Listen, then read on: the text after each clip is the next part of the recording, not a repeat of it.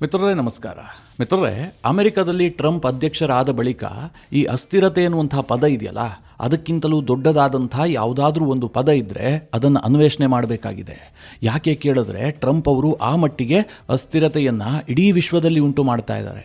Trump ಏನು ಮಾಡ್ತಾರೆ, ಯಾವಾಗ ನಿರ್ಧಾರ ಕೈಗೊಳ್ತಾರೆ, ಯಾರ ವಿರುದ್ಧ ತಿರುಗಿ ಬೀಳ್ತಾರೆ, ಯಾರನ್ನು ಟೀಕಿಸ್ತಾರೆ, ಯಾರನ್ನು ಹೊಗಳ್ತಾರೆ, ಇದರ ಬಗ್ಗೆ ವಿಶ್ವದ ಯಾವ ಜಿಯೋಪೊಲಿಟಿಕಲ್ ಎಕ್ಸ್ಪರ್ಟ್ಗಳು ಕೂಡ ಪ್ರೆಡಿಕ್ಟ್ ಮಾಡೋದಕ್ಕೆ ಸಾಧ್ಯ ಆಗ್ತಾ ಇಲ್ಲ. ಜಿಯೋಪೊಲಿಟಿಕ್ಸ್ ವಿಚಾರದಲ್ಲೇ 30-40 ವರ್ಷಗಳಿಂದ ನಿರಂತರವಾಗಿ ಮಣ್ಣು ಹೊತ್ತವರು ಕೂಡ ಈಗ ಸೋತು ಸುಣ್ಣ ಆಗ್ತಾ ಇದ್ದಾರೆ. ಆ ಮಟ್ಟಿಗೆ ಟ್ರಂಪ್ ವಿಶ್ವದ ರಾಜಕಾರಣವನ್ನು ಬುಗುರಿ ರೀತಿ ಆಡಿಸ್ತಾ ಇದ್ದಾರೆ.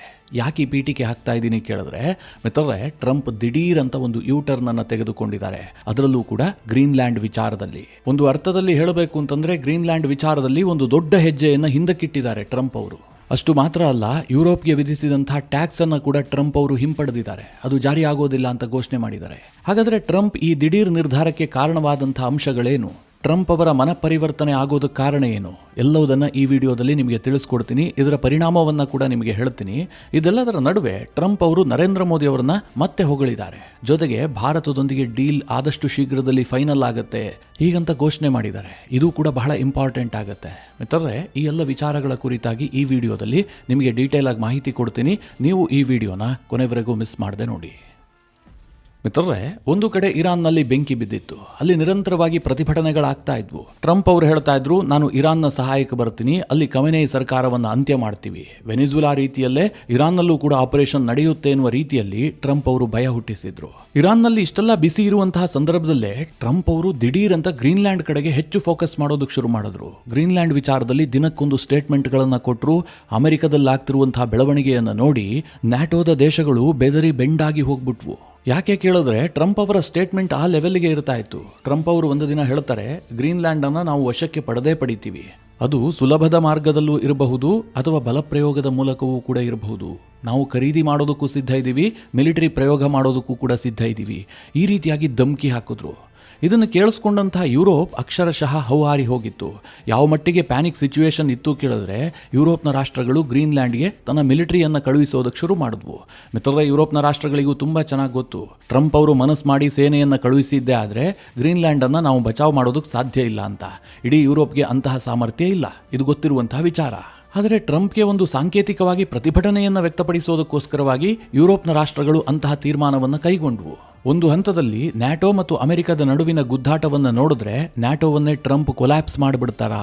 ಈ ಅನುಮಾನ ದಿನೇ ದಿನೇ ಹೆಚ್ಚಾಗೋದಕ್ಕೆ ಶುರುವಾಗಿತ್ತು. ಈ ನಡುವೆ ದಾವೋಸ್ನಲ್ಲಿ ವರ್ಲ್ಡ್ ಎಕನಾಮಿಕ್ ಫೋರಂ ಶೃಂಗಸಭೆ ನಡೆಯುತ್ತೆ. ಟ್ರಂಪ್ ಅವರು ಕೂಡ ಅದರಲ್ಲಿ ಭಾಗಿಯಾಗಿದ್ರು. ಮಿತ್ರರೇ, ಟ್ರಂಪ್ ಅವರು ಬರೋದಕ್ಕೆ ಮುಂಚೆ ಅನೇಕ ಯುರೋಪ್ನ ನಾಯಕರು ಮಾತನಾಡಿದ್ರು. ಅಲ್ಲಿ ಫ್ರಾನ್ಸ್ನ ಅಧ್ಯಕ್ಷ ಇಮ್ಯಾನ್ಯುಯಲ್ ಮ್ಯಾಕ್ರೋನ್ ಮಾತನಾಡಿದ್ರು. EU ಚೀಫ್ ಆದಂತಹ ಉರ್ಸುಲಾ ವಾಂಡಲೈನ್ ಮಾತನಾಡಿದ್ರು.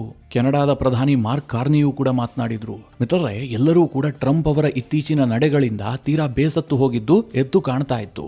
ಕೆನಡಾದ ಪ್ರಧಾನಿ ಮಾರ್ಕ್ ಕಾರ್ನಿಯವರ ಭಾಷಣ ಬಹಳ ತೀವ್ರವಾಗಿತ್ತು. ಅವರು ಟ್ರಂಪ್ ಅವರಿಗೆ ಓಪನ್ ಆಗಿ ತಿವಿದಿದ್ರು. ಮ್ಯಾಕ್ರೋನ್ ಕೂಡ ಹಾಗೆ ಮಾಡಿದ್ರು. ಅಂದ್ರೆ ಆ ಮಟ್ಟಿಗೆ ಯುರೋಪ್ನ ನಾಯಕರು ಭಯಗೊಂಡಿದ್ರು. ಅದಾದ ಬಳಿಕ ಮಿತ್ರರೇ, ಟ್ರಂಪ್ ಅವರು ಕೂಡ ಭಾಷಣಕ್ಕೆ ಬರ್ತಾರೆ. ಯಾಕೆಂದ್ರೆ ಇಡೀ ವಿಶ್ವ ಟ್ರಂಪ್ ಅವರು ಏನು ಹೇಳ್ತಾರೆ, ದಾವೋಸ್ನಲ್ಲಿ ಏನು ಮಾತನಾಡ್ತಾರೆ ಅನ್ನೋದ್ರ ಬಗ್ಗೆ ಮಾಧ್ಯಮಗಳು ಕುತೂಹಲವನ್ನು ಇಟ್ಟುಕೊಂಡಿದ್ವು. ಅದಕ್ಕಿಂತ ಜಾಸ್ತಿಯಾಗಿ ವಿಶ್ವ ನಾಯಕರು ಕುತೂಹಲವನ್ನು ಇಟ್ಟುಕೊಂಡಿದ್ರು. ಯಾಕೆ ಕೇಳಿದ್ರೆ, ವಿಶ್ವದ ವೇದಿಕೆಯಲ್ಲಿ ಟ್ರಂಪ್ ಅವರು ಗ್ರೀನ್ಲ್ಯಾಂಡ್ ವಿಚಾರವನ್ನ ಯಾವ ರೀತಿಯಾಗಿ ಪ್ರಸ್ತಾಪ ಮಾಡ್ತಾರೆ ಅಂತ ಎಲ್ಲರ ನಿರೀಕ್ಷೆಗಳಿದ್ವು. ಟ್ರಂಪ್ ಅವರೇನು ನಿರಾಸೆ ಮಾಡಲಿಲ್ಲ. ಅಲ್ಲಿ ಮಾತನಾಡುವಂತಹ ಸಂದರ್ಭದಲ್ಲಿ ಗ್ರೀನ್ಲ್ಯಾಂಡ್ ವಿಚಾರವನ್ನು ಕೂಡ ಪ್ರಸ್ತಾಪ ಮಾಡಿದ್ರು. ಇವತ್ತು ಗ್ರೀನ್ಲ್ಯಾಂಡ್ ಅನ್ನು ರಕ್ಷಿಸೋದಕ್ಕೆ ಸಾಮರ್ಥ್ಯ ಇರುವಂತಹದ್ದು ಅಮೆರಿಕಾಗೆ ಮಾತ್ರ. ಅಲ್ಲಿ ಅಪಾರ ಪ್ರಮಾಣದ ಖನಿಜ ಸಂಪತ್ತಿದೆ, ಅದರ ರಕ್ಷಣೆ ಯುರೋಪ್ನಿಂದ ಸಾಧ್ಯ ಇಲ್ಲ ಅನ್ನುವ ರೀತಿಯಲ್ಲಿ ಟ್ರಂಪ್ ಅವರು ಮಾತನಾಡಿದ್ರು. ಅಷ್ಟು ಮಾತ್ರ ಅಲ್ಲ ಮಿತ್ರರೇ, ಯುರೋಪ್ಗೆ ಯಾವಾಗ ಸಾಧ್ಯ ಆಗುತ್ತೋ ಆವಾಗೆಲ್ಲ ಜಾಡಿಸಿದ್ರು. 70 ನಿಮಿಷದ ದಾವೋಸ್ ಭಾಷಣದಲ್ಲಿ ಸಾಧ್ಯವಾದಷ್ಟು ಯುರೋಪ್ ಅನ್ನು ತರಾಟೆಗೆ ತೆಗೆದುಕೊಂಡ್ರು. ಆ ಭಾಷಣವನ್ನು ನೋಡ್ತಿದ್ದಂತಹ ಸಂದರ್ಭದಲ್ಲಿ ನನಗೇನು ಅನ್ನಿಸ್ತು ಅಂತಂದ್ರೆ, ಟ್ರಂಪ್ ಅವರು ಯಾವುದೇ ಕಾರಣಕ್ಕೂ ಕೂಡ ಗ್ರೀನ್ಲ್ಯಾಂಡ್ ವಿಚಾರದಲ್ಲಿ ಹಿಂದೆ ಸರಿಯೋದೇ ಇಲ್ಲ, ಅವರು ತುಂಬಾ ಮುಂದೆ ಹೋಗ್ಬಿಟ್ಟಿದ್ದಾರೆ ಅಂತ ಅನಿಸಿತ್ತು. ಯಾಕೆ ಕೇಳಿದ್ರೆ, ಟ್ರಂಪ್ ಅವರ ಭಾಷಣದ ತೀವ್ರತೆ ಆ ಮಟ್ಟಿಗಿತ್ತು. ಆದರೆ ಅದಾಗಿ ಕೆಲವೇ ಗಂಟೆಗಳಲ್ಲಿ ಚಿತ್ರಣ ಕಂಪ್ಲೀಟ್ ಆಗಿ ಬದಲಾಗ್ಬಿಡ್ತು. ಟ್ರಂಪ್ ಅವರು ಹೇಗೆ ಮಾಡಿದ್ರು ಕೇಳಿದ್ರೆ, ನಮ್ಮಲ್ಲೊಂದು ಮಾತಿದೆ ನೋಡಿ, ದೋಸೆ ಮಗಚಾಕೋದು ಅಂತ. ಆ ರೀತಿಯಾಗಿ ಒಂದು ಯೂಟರ್ನ್ ಅನ್ನು ತೆಗೆದುಕೊಂಡ್ರು. ಅದೇನು ಕೇಳಿದ್ರೆ, ಗ್ರೀನ್ಲ್ಯಾಂಡ್ ಅನ್ನ ಬಲವಂತವಾಗಿ ವಶಕ್ಕೆ ಪಡೆಯೋದಿಲ್ಲ ಅನ್ನುವಂತಹ ಸಂದೇಶವನ್ನ ಟ್ರಂಪ್ ಅವರು ಕೊಟ್ಟರು. ಈ ಬೆಳವಣಿಗೆಗೆ ಕಾರಣ ಆಗಿದ್ದೇನು ಕೇಳಿದ್ರೆ, ದಾವೋಸ್ ಭಾಷಣದ ಬಳಿಕ ನ್ಯಾಟೋದ ಮುಖ್ಯಸ್ಥರಾದಂತಹ ಮಾರ್ಕ್ ರುಟೆ ಜೊತೆಗೆ ಟ್ರಂಪ್ ಅವರು ಮೀಟಿಂಗ್ ಮಾಡ್ತಾರೆ. ಈ ಮೀಟಿಂಗ್ ಮುಕ್ತಾಯ ಆಗ್ತಿದ್ದ ಹಾಗೆ ಟ್ರಂಪ್ ಅವರು ತನ್ನ ಟ್ರೂತ್ ಸೋಷಿಯಲ್ನಲ್ಲಿ ಒಂದು ಪೋಸ್ಟ್ ಮಾಡ್ತಾರೆ. ಆ ಪೋಸ್ಟ್ ಜಗತ್ತಿಗೆ ಅಚ್ಚರಿಯನ್ನ ಸೃಷ್ಟಿ ಮಾಡಿದ್ರೆ ಯುರೋಪ್ಗೆ ಬಹಳ ನಿಟ್ಟುಸಿರು ಬಿಡುವಂತಹ ವಾತಾವರಣವನ್ನ ಸೃಷ್ಟಿ ಮಾಡಿತ್ತು. ಅದರಲ್ಲಿ ಟ್ರಂಪ್ ಮಾಡಿದಂತಹ ಮೊದಲ ಘೋಷಣೆ ಏನು ಕೇಳಿದ್ರೆ, ಫೆಬ್ರವರಿ 1ರಿಂದ ಯುರೋಪ್ನ 8 ದೇಶಗಳ ಮೇಲೆ 10% ಟ್ಯಾರಿಫ್ ವಿಧಿಸಿದ್ರಲ್ಲ, ಗ್ರೀನ್ಲ್ಯಾಂಡ್ ಟ್ಯಾರಿಫ್ ಅಂತ. ಈ ಎಲ್ಲ ದೇಶಗಳು ಗ್ರೀನ್ಲ್ಯಾಂಡ್ಗೆ ಸಪೋರ್ಟ್ ಮಾಡ್ತಾ ಇದ್ದಾವೆ, ಗ್ರೀನ್ಲ್ಯಾಂಡನ್ನು ಅಮೆರಿಕ ವಶಪಡಿಸಿಕೊಳ್ಳೋದಕ್ಕೆ ವಿರೋಧ ವ್ಯಕ್ತಪಡಿಸ್ತಾ ಇದ್ದಾವೆ. ಹೀಗಾಗಿ ನಾನು 10% ಟ್ಯಾರಿಫ್ ಹಾಕ್ತೀನಿ, ಜೂನ್ನಿಂದ ಇದು 25%ಗೆ ಏರಿಕೆ ಆಗುತ್ತೆ ಅಂತ ಟ್ರಂಪ್ ಘೋಷಣೆ ಮಾಡಿದ್ರಲ್ಲ, ಆ ತನ್ನ ನಿರ್ಧಾರಕ್ಕೆ ಕಂಪ್ಲೀಟ್ ಬ್ರೇಕ್ ಹಾಕಿದ್ದಾರೆ. ತನ್ನ ಟ್ರೂತ್ ಸೋಷಿಯಲ್ ಪೋಸ್ಟ್ನಲ್ಲಿ ಮೊದಲಿಗೆ ಇದನ್ನ ಕನ್ಫರ್ಮ್ ಮಾಡಿದ್ರು. ಅದಾದ ಬಳಿಕ ಆರ್ಟಿಕ್ ಪ್ರದೇಶದ ಭದ್ರತೆಗೋಸ್ಕರವಾಗಿ ನ್ಯಾಟೋ ಜೊತೆಗೆ ಮುಂದಿನ ಚರ್ಚೆಗಳು ನಡೆಯುತ್ತೆ ಅಂತ ಘೋಷಣೆ ಮಾಡಿದ್ರು. ಹಾಗೆ ಅಮೆರಿಕದ ಗೋಲ್ಡನ್ ಡೋಮ್ ಅನ್ನ ಗ್ರೀನ್ಲ್ಯಾಂಡ್ನಲ್ಲಿ ಅಳವಡಿಸುವ ಬಗ್ಗೆಯೂ ಕೂಡ ಚರ್ಚೆ ನಡೆಯುತ್ತೆ ಅಂತ ಟ್ರಂಪ್ ಅವರೇ ಘೋಷಣೆ ಮಾಡಿದ್ರು. ಹಾಗೆ ಮುಂದಿನ ದಿನಗಳಲ್ಲಿ ಅಮೆರಿಕದ ಉಪಾಧ್ಯಕ್ಷರಾದಂತಹ JD ವ್ಯಾನ್ಸ್ ಹಾಗೆ ಸೆಕ್ರೆಟರಿ ಆಫ್ ಸ್ಟೇಟ್ ಆಗಿರುವಂತಹ ಮಾರ್ಕೊ ರೂಬಿಯೋ ಜೊತೆಗೆ ಟ್ರಂಪ್ ಸರ್ಕಾರದ ವಿಶೇಷ ಪ್ರತಿನಿಧಿಯಾಗಿರುವಂತಹ ಸ್ಟೀವ್ ವಿಟ್ಕಾಫ್ ಇವರು ಈ ಮಾತುಕತೆಯನ್ನ ಮುಂದುವರಿಸ್ತಾರೆ. ಆ ಮಾತುಕತೆಯಲ್ಲಾದಂತಹ ಪ್ರತಿ ಬೆಳವಣಿಗೆಯನ್ನ ಕೂಡ ನನಗೆ ಇವರು ನೇರವಾಗಿ ವರದಿ ಮಾಡ್ತಾರೆ ಅಂತ ಟ್ರಂಪ್ ತನ್ನ ಟ್ರೂತ್ ಸೋಷಿಯಲ್ ಪೋಸ್ಟ್ನಲ್ಲಿ ಘೋಷಣೆ ಮಾಡಿದ್ರು. 1 ಗಂಟೆಯ ಹಿಂದೆ ದಾವೋಸ್ ಎಕನಾಮಿಕ್ ಫೋರಂನಲ್ಲಿ ಮಾತನಾಡಿದಂತಹ ಟ್ರಂಪ್ಗೂ ಈಗ ಟ್ರೂತ್ ಸೋಷಿಯಲ್ ಪೋಸ್ಟ್ ಹಾಕಿರುವಂತಹ ಟ್ರಂಪ್ಗೂ ಕಂಪೇರ್ ಮಾಡೋದಕ್ಕೆ ಸಾಧ್ಯವಾ? ಇದಕ್ಕಿಂತ ದೊಡ್ಡ ಯೂಟರ್ನ್ ಅನ್ನು ಹೊಡೆಯೋದಕ್ಕೆ ಸಾಧ್ಯವಾ? ಆ ಮಟ್ಟಿಗೆ ಟ್ರಂಪ್ ಗ್ರೀನ್ಲ್ಯಾಂಡ್ ವಿಚಾರದಲ್ಲಿ ಯೂಟರ್ನ್ ಅನ್ನು ತೆಗೆದುಕೊಂಡಿದ್ದಾರೆ. ಟ್ರಂಪ್ ಅವರ ಈ ನಿರ್ಧಾರ ಇಡೀ ಯುರೋಪ್ಗೆ ನಿಟ್ಟುಸಿರು ಬಿಡುವಂತಾಗಿದೆ. ಮೊದಲಿಗೆ ಇದನ್ನ ಡೆನ್ಮಾರ್ಕ್ ಸ್ವಾಗತ ಮಾಡಿದೆ. ಟ್ರಂಪ್ ಅವರ ಈ ನಿರ್ಧಾರ ತುಂಬಾ ಸ್ವಾಗತಾರ್ಹವಾಗಿದೆ, ಯುರೋಪ್ನ ವ್ಯಾಪಾರ ಯುದ್ಧಕ್ಕೂ ಕೂಡ ತೆರೆ ಬಿದ್ದಿದೆ ಅಂತ ಡೆನ್ಮಾರ್ಕ್ ಹೇಳಿಕೆ ಕೊಟ್ಟಿದೆ. ಹಾಗಾದ್ರೆ ಟ್ರಂಪ್ ಈ ರೀತಿಯ ಯೂಟರ್ನ್ ಅನ್ನ ಯಾಕೆ ತೆಗೆದುಕೊಂಡ್ರು? ಗ್ರೀನ್ಲ್ಯಾಂಡ್ ಅನ್ನ ವಶಕ್ಕೆ ಪಡೆಯೋದಿಲ್ವಾ ಕೇಳಿದ್ರೆ, ಒಂದು ಹಂತಕ್ಕೆ ಮಾತ್ರ ಟ್ರಂಪ್ ಅವರಿಗೆ ಗ್ರೀನ್ಲ್ಯಾಂಡ್ ಅನ್ನ ವಶಕ್ಕೆ ಪಡೆಯುವಂತಹ ನಿರ್ಧಾರ ಇದೆಯಲ್ಲ, ಇದು ಅಚಲವಾಗಿತ್ತು. ಯಾಕೆ? ಅವರಿಗೆ ಗೋಲ್ಡನ್ ಡೋಮ್ ಅನ್ನು ಅಳವಡಿಸೋದಕ್ಕೆ ಗ್ರೀನ್ಲ್ಯಾಂಡ್ ತುಂಬಾ ಇಂಪಾರ್ಟೆಂಟ್ ಆಗಿತ್ತು. ನಾನು ಹಿಂದಿನ ವಿಡಿಯೋದಲ್ಲಿ ಈ ಬಗ್ಗೆ ನಿಮಗೆ ವಿವರಣೆಯನ್ನ ಕೊಟ್ಟಿದ್ದೆ. ಟ್ರಂಪ್ ಅವರ ಮಹತ್ವಾಕಾಂಕ್ಷಿಯಾದಂತಹ ಗೋಲ್ಡನ್ ಡೋಮ್ ಯೋಜನೆ ಇದು. ಅಂದ್ರೆ ಅಮೆರಿಕವನ್ನ ಯಾವುದೇ ರೀತಿಯ ಮಿಸೈಲ್ ಕೂಡ ಬಂದು ಹಿಟ್ ಆಗಬಾರ್ದಪ್ಪ, ಅಂತಹ ಒಂದು ರಕ್ಷಾ ಕವಚವನ್ನು ನಿರ್ಮಾಣ ಮಾಡೋದಕ್ಕೆ ಟ್ರಂಪ್ ಸರ್ಕಾರ ಹೊರಟಿದೆ. ಆ ಮಿಸೈಲ್ ಡಿಫೆನ್ಸ್ ಸಿಸ್ಟಮ್ಗೆ ಟ್ರಂಪ್ ಸರ್ಕಾರ ಇಟ್ಟಂತಹ ಹೆಸರೇನು ಕೇಳಿದ್ರೆ ಗೋಲ್ಡನ್ ಡೋಮ್ ಅಂತ. ರಷ್ಯಾದಿಂದ ಅಮೆರಿಕದ ಮೈನ್ ಲ್ಯಾಂಡ್ ಅನ್ನು ರಕ್ಷಿಸಿಕೊಳ್ಳಬೇಕಾದ್ರೆ ಈ ಗೋಲ್ಡನ್ ಡೋಮ್ ಅನ್ನ ಗ್ರೀನ್ಲ್ಯಾಂಡ್ ನಲ್ಲಿ ಅಳವಡಿಸಬೇಕು ಅಂತ ಅಮೆರಿಕದ ಎಕ್ಸ್ಪರ್ಟ್ಗಳು ಹೇಳ್ತಾ ಇದ್ದಾರೆ. ಹೀಗಾಗಿ ಟ್ರಂಪ್ ಅವರು ಗ್ರೀನ್ಲ್ಯಾಂಡ್ ಅನ್ನು ವಶಕ್ಕೆ ಪಡೆದು ಬಿಡ್ತೀನಿ ಅಂತ ಹೊರಟು ಬಿಟ್ರು. ಅದಕ್ಕೋಸ್ಕರವಾಗಿ ಧಮಕಿಗಳನ್ನ ಹಾಕಿದ್ರು, ಯುದ್ಧಕ್ಕೂ ಕೂಡ ಸಿದ್ಧತೆಯನ್ನ ಮಾಡಿಕೊಂಡ್ರು. ಆದರೆ ಮಿತ್ರರೇ, ಯುರೋಪ್ಗೆ ಏನಾಗಿದೆ ಗೊತ್ತಾ ಪರಿಸ್ಥಿತಿ? ಅವರು ಕಂಪ್ಲೀಟ್ ಆಗಿ ಗ್ರೀನ್ಲ್ಯಾಂಡ್ ಅನ್ನ ಅಮೆರಿಕಕ್ಕೆ ಕೊಡುವ ಬದಲು ಟ್ರಂಪ್ ಏನ್ ಬಯಸ್ತಾ ಇದಾರಲ್ಲ, ಅವ್ರಿಗೆ ಗೋಲ್ಡನ್ ಡೋಮ್ಗೆ ಎಷ್ಟು ಜಾಗ ಬೇಕೋ ಅಷ್ಟನ್ನು ಕೊಡುವಂತಹದ್ದು, ಜೊತೆಗೆ ಇನ್ನಷ್ಟು ಏರ್ ಬೇಸ್ ಗಳನ್ನ ಬೇಕಾದ್ರೆ ಮಾಡ್ಕೊಳ್ಳೋದಕ್ಕೆ ಅವಕಾಶ ಕೊಡುವಂತಹದ್ದು, ಇದು ಬೆಟರ್ ಚಾಯ್ಸ್ ಅಂತ ಯುರೋಪ್ಗೆ ಅನಿಸ್ತಾ ಇದೆ. ಯಾಕೆ ಕೇಳಿದ್ರೆ ಇದರಿಂದ ನ್ಯಾಟೋ ಒಡೆದು ಹೋಗೋದಿಲ್ಲ. ಒಂದು ವೇಳೆ ಟ್ರಂಪ್ ಏನಾದರೂ ಸೈನಿಕ ಕಾರ್ಯಾಚರಣೆಯನ್ನ ಮಾಡಿ ಗ್ರೀನ್ಲ್ಯಾಂಡ್ ಅನ್ನು ವಶಕ್ಕೆ ಪಡೆದಿದ್ದೆ ಆದ್ರೆ ನ್ಯಾಟೋ ಕೊಲ್ಯಾಪ್ಸ್ ಆಗುತ್ತೆ. ನ್ಯಾಟೋ ಕೊಲ್ಯಾಪ್ಸ್ ಆಯ್ತು ಅಂತಂದ್ರೆ ಅಮೆರಿಕಾಗೆ ಎಷ್ಟು ನಷ್ಟ ಆಗುತ್ತೋ ಇಲ್ವೋ ಗೊತ್ತಿಲ್ಲ, ಯುರೋಪ್ಗಂತೂ ಭಾರಿ ದೊಡ್ಡ ನಷ್ಟ ಆಗುತ್ತೆ. ರಷ್ಯಾ ಕಾಯ್ತಾ ಕೂತಿದೆ, ನ್ಯಾಟೋ ಕೊಲ್ಯಾಪ್ಸ್ ಆಗಲಿ, ಯುರೋಪ್ ತಬ್ಬಲಿ ಆಗಲಿ ಅಂತ. ನ್ಯಾಟೋ ಇಲ್ಲದ ಯುರೋಪನ್ನ ನೀವು ಊಹಿಸಿಕೊಳ್ಳೋದಕ್ಕೂ ಸಾಧ್ಯ ಇಲ್ಲ. ಯುರೋಪ್ನ ಬಹುತೇಕ ದೇಶಗಳ ಧೋರಣೆ ಏನಾಗಿತ್ತು ಗೊತ್ತಾ? ಹೇಗಿದ್ರೂ ನ್ಯಾಟೋ ನಮ್ಮನ್ನ ರಕ್ಷಿಸುತ್ತೆ, ನಮ್ಮನ್ನ ಯಾರು ಮುಟ್ಟೋದಕ್ಕೆ ಬರ್ತಾರೆ, ಹೀಗಾಗಿ ನಮಗೇನು ದೊಡ್ಡ ಸೇನೆ ಬೇಡ ಅಂಥೇಳಿ ಬಹಳ ಕಡಿಮೆ ಪ್ರಮಾಣದ ಡಿಫೆನ್ಸ್ ಬಜೆಟ್ ಅನ್ನ ಪ್ರತಿ ವರ್ಷವೂ ಕೂಡ ಮಂಡಿಸ್ತಾ ಇದ್ವು. ಚಿಕ್ಕ ಚಿಕ್ಕ ಸೇನೆಗಳನ್ನ ಇಟ್ಕೊಂಡಿದ್ರು. ಹೀಗಿರುವ ಸಂದರ್ಭದಲ್ಲಿ ಒಮ್ಮೆಗೆ ನ್ಯಾಟೋ ಕೊಲ್ಯಾಪ್ಸ್ ಆದ್ರೆ ರಷ್ಯಾ ಏನ್ ಮಾಡುತ್ತೆ? ಉಕ್ರೇನ್ ರೀತಿಯ ಯುದ್ಧವನ್ನ ಇನ್ನಷ್ಟು ವಿಸ್ತರಿಸಬಹುದು. ಇಡೀ ಯುರೋಪ್ನಲ್ಲಿ ಒಂದು ರೀತಿಯ ಅಭದ್ರತೆ ಸೃಷ್ಟಿಯಾಗುತ್ತೆ. ಅದಕ್ಕೋಸ್ಕರವಾಗಿ ಯುರೋಪ್ನ ರಾಷ್ಟ್ರಗಳು, ಅದರಲ್ಲೂ ಮುಖ್ಯವಾಗಿ ನ್ಯಾಟೋ, ಈಗೊಂದು ಟ್ರಂಪ್ ಜೊತೆಗೆ ಒಪ್ಪಂದಕ್ಕೆ ಮುಂದಾಗ್ತಾ ಇದೆ. ಗ್ರೀನ್ಲ್ಯಾಂಡ್ನಲ್ಲಿ ಅಮೆರಿಕದ ಹಿತಾಸಕ್ತಿಗೆ ಏನೆಲ್ಲ ವ್ಯವಸ್ಥೆಗಳನ್ನ ಬೇಕೋ ಅದನ್ನ ಡೆನ್ಮಾರ್ಕ್ ಕೂಡ ಒಪ್ಪುತ್ತೆ, ಜೊತೆಗೆ ಗ್ರೀನ್ಲ್ಯಾಂಡ್ನ ಸರ್ಕಾರವೂ ಕೂಡ ಒಪ್ಪುತ್ತೆ. ಅದಕ್ಕೆ ಅಪೋಸ್ ಮಾಡೋದಿಲ್ಲ. ಮಾತುಕತೆ ಮೂಲಕವಾಗಿ ಇದನ್ನ ಬಗೆಹರಿಸಿಕೊಳ್ಳೋಣ, ಆದರೆ ಕಂಪ್ಲೀಟ್ ಓನರ್ಶಿಪ್ ಮಾತ್ರ ಅಮೆರಿಕದ ಕೈಗೆ ಹೋಗೋದಿಲ್ಲ. ಇದಿಷ್ಟೇ ಯುರೋಪ್ನ ಬಯಕೆಯೂ ಕೂಡ ಆಗಿದೆ.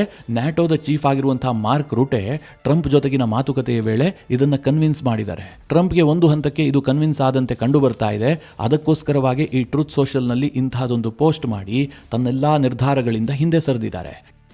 ಇಲ್ಲಿ ಟ್ರಂಪ್ ಅವರು ಇದಕ್ಕೆ ಸ್ಟಿಕ್ ಆನ್ ಆಗಿರ್ತಾರೆ, ಮಾತುಕತೆ ಮೂಲಕವೇ ಎಲ್ಲವುದನ್ನು ಬಗೆಹರಿಸಿಕೊಳ್ಳುತ್ತಾರೆ ಅಂತ ಊಹೆ ಮಾಡೋದು ತಪ್ಪು.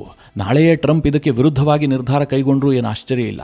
ಸದ್ಯಕ್ಕೆ ಈ ಮಾತುಕತೆಯ ಜವಾಬ್ದಾರಿಯನ್ನ ಅಮೆರಿಕದ ಉಪಾಧ್ಯಕ್ಷ JD ವ್ಯಾನ್ಸ್ ಮತ್ತು ಮಾರ್ಕೊ ರೂಬಿಯೋ ಜೊತೆಗೆ ವಿಶೇಷ ಪ್ರತಿನಿಧಿಯಾಗಿರುವಂತಹ ಸ್ಟೀವ್ ವಿಟ್ಕಾಫ್ಗೆ ಟ್ರಂಪ್ ಅವರು ವಹಿಸಿದ್ದಾರೆ.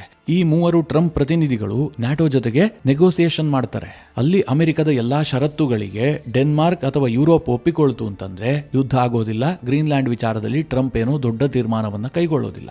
ಒಂದು ವೇಳೆ ಆ ಮಾತುಕತೆ ಫಲಪ್ರದ ಆಗಿಲ್ಲ ಅಂತಂದ್ರೆ ಏನಾಗುತ್ತೆ ಅಂತ ನಿಮಗೆಲ್ಲ ಗೊತ್ತೇ ಇದೆ. ಅದನ್ನೇ ನಾನು ನಿಮಗೆ ವಿವರಿಸಿ ಹೇಳಬೇಕಾಗೇ ಇಲ್ಲ.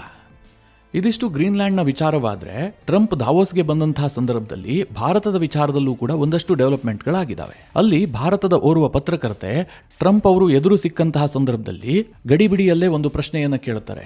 ಭಾರತ ಮತ್ತು ಅಮೆರಿಕದ ಟ್ರೇಡ್ ಡೀಲ್ ಯಾವ ಹಂತದಲ್ಲಿದೆ? ಅಷ್ಟನ್ನ ಕೇಳಿಸ್ಕೊಂಡಂತಹ ಟ್ರಂಪ್ ತಕ್ಷಣಕ್ಕೆ ಉತ್ತರ ಕೊಡ್ತಾರೆ. ನಾನು ನಿಮ್ಮ ಪ್ರಧಾನಿಯ ಬಗ್ಗೆ ಬಹಳ ಗೌರವವನ್ನು ಹೊಂದಿದ್ದೇನೆ. ಅವರು ನನಗೆ ಬಹಳ ಉತ್ತಮವಾದಂತಹ ಸ್ನೇಹಿತ. ನಮ್ಮ ನಡುವೆ ಉತ್ತಮವಾದಂತಹ ವ್ಯಾಪಾರ ಒಪ್ಪಂದ ಆಗುತ್ತೆ ಹೀಗಂತ ಟ್ರಂಪ್ ಘೋಷಣೆ ಮಾಡಿದ್ದಾರೆ. ಟ್ರಂಪ್ ಅವರ ಈ ಘೋಷಣೆಯಿಂದ ಭಾರತ ಏನು ಖುಷಿ ಪಡಬೇಕಾಗಿಲ್ಲ. ಯಾಕೆ ಅಂತಂದ್ರೆ ಇದಕ್ಕೆ ಎರಡು ಸಾಧ್ಯತೆಗಳಿದಾವೆ. ಒಂದು, ನಿಜವಾಗ್ಲೂ ಅಮೆರಿಕ ಮತ್ತು ಭಾರತದ ವ್ಯಾಪಾರ ಒಪ್ಪಂದ ಫೈನಲ್ ಹಂತಕ್ಕೆ ಬಂದಿರಬಹುದು. ಅಂತಹ ಕೆಲವೊಂದಷ್ಟು ಬೆಳವಣಿಗೆಗಳು ಕೂಡ ನಡೆದಿದ್ದಾವೆ. ಭಾರತದ ವಿದೇಶಾಂಗ ಸಚಿವರು ಮತ್ತು ಅಮೆರಿಕದ ಸೆಕ್ರೆಟರಿ ಆಫ್ ಸ್ಟೇಟ್ ನಡುವೆ ನೇರವಾಗಿ ಮಾತುಕತೆ ಆಗಿದೆ. ಆ ಮಾತುಕತೆ ಫಲಪ್ರದ ಆಗಿದೆ ಅಂತ ಕೂಡ ಜೈಶಂಕರ್ ಘೋಷಣೆ ಮಾಡಿದ್ರು. ಹೀಗಾಗಿ ಒಂದಷ್ಟು ಪಾಸಿಟಿವ್ ಅಂಶಗಳು ಕೂಡ ಇದಾವೆ. ಇದರ ಜೊತೆಗೆ ಮಿತ್ರರೇ, ಟ್ರಂಪ್ ಅವರು ಏನ್ ಮಾಡೋದಕ್ಕೆ ಹೊರಟಿದ್ದಾರೆ? ಗಾಜಾದ ವಿಚಾರವನ್ನು ಇಟ್ಟುಕೊಂಡು ಒಂದು ಪೀಸ್ ಬೋರ್ಡ್ ಅನ್ನು ಸ್ಥಾಪನೆ ಮಾಡೋದಕ್ಕೆ ಹೊರಟಿದ್ದಾರೆ. ಇದು ವಿಶ್ವಸಂಸ್ಥೆಗೆ ಆಲ್ಟರ್ನೇಟಿವ್ ಆಗಿ ಬೆಳೆಸುವಂತಹದ್ದು ಟ್ರಂಪ್ ಅವರ ಉದ್ದೇಶ. ಅಂತಹ ಪೀಸ್ ಬೋರ್ಡ್ಗೆ ಭಾರತಕ್ಕೂ ಕೂಡ ಆಹ್ವಾನವನ್ನು ಕೊಟ್ಟಿದ್ದಾರೆ. ಭಾರತ ಇದುವರೆಗೂ ಕೂಡ ಆ ಪೀಸ್ ಬೋರ್ಡನ್ನು ಸೇರ್ಕೊಳ್ತೀನಿ ಅಂತಾಗಲಿ ಅಥವಾ ಅದನ್ನು ವಿರೋಧಿಸ್ತೀನಿ ಅಂತಾಗಲಿ ಏನನ್ನೂ ಕೂಡ ಹೇಳಿಲ್ಲ. ಟ್ರಂಪ್ ಅವರಿಗೆ ಭಾರತ ಅದಕ್ಕೆ ಬರುತ್ತೆ ಎನ್ನುವಂಥ ನಿರೀಕ್ಷೆ ಇದೆ. ಇದಕ್ಕೋಸ್ಕರವಾಗಿ ಭಾರತವನ್ನು ಖುಷಿಪಡಿಸುವ ಸಲುವಾಗಿಯೂ ಕೂಡ ಈ ರೀತಿಯಾದಂಥ ಒಂದು ಸ್ಟೇಟ್ಮೆಂಟನ್ನು ಹಾಗೆ ತೇಲಿಸಿ ಬಿಟ್ಟಿರಬಹುದಷ್ಟೇ. ಆದರೆ ಮಿತ್ರರೇ, ಈ ಜನವರಿ ಅಂತ್ಯದ ಒಳಗಾಗಿ ಟ್ರೇಡ್ ಡೀಲ್ನ ಕುರಿತಾಗಿ ಒಂದಷ್ಟು ಮಹತ್ವದ ಬೆಳವಣಿಗೆಗಳಾಗ್ತವೆ. ಮೊದಲನೇದಾಗಿ ಭಾರತ ಮತ್ತು ಯುರೋಪಿಯನ್ ಯೂನಿಯನ್ ನಡುವಿನ ಟ್ರೇಡ್ ಡೀಲ್ ಆಲ್ಮೋಸ್ಟ್ ಫೈನಲ್ ಆಗಿದೆ. ಇದನ್ನು ಯುರೋಪಿಯನ್ ಯೂನಿಯನ್ನ ಮುಖ್ಯಸ್ಥೆ ಆಗಿರುವಂತಹ ಉರ್ಸುಲಾ ವಾನ್ ಈಗಾಗಲೇ ಸ್ಪಷ್ಟಪಡಿಸಿದ್ದಾರೆ. ದಾವೋಸ್ನಲ್ಲೇ ಅವರು ಹೇಳಿದ್ದಾರೆ, ಭಾರತ ಮತ್ತು ಯುರೋಪ್ನ ನಡುವೆ ಆಗ್ತಾ ಇರುವಂತಹ ಈ trade deal mother of all deal ಅಂತ ಕರೆದಿದ್ದಾರೆ. ಜನವರಿ 25ರಿಂದ ಜನವರಿ 27ರವರೆಗೆ ಉರ್ಸುಲಾ ವಾನ್ ಭಾರತಕ್ಕೂ ಕೂಡ ಭೇಟಿ ಕೊಡ್ತಾ ಇದ್ದಾರೆ.